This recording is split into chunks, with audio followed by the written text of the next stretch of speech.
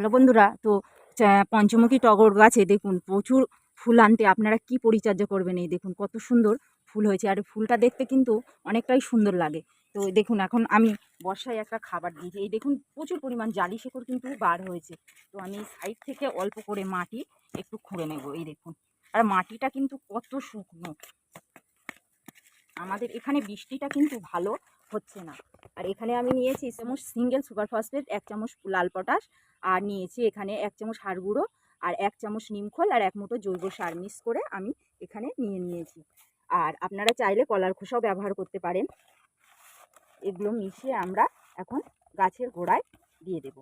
আপনারাও টগর গাছে প্রচুর ফুল পেতে এইভাবে পরিচর্যা করুন, আপনাদেরও গাছে কিন্তু খুব সুন্দর কুড়ি আসবে। একদম ধার দিয়ে দিয়ে দিলাম, দিয়ে এবারে আমরা একটু ভরপুর পানি দিয়ে দেব।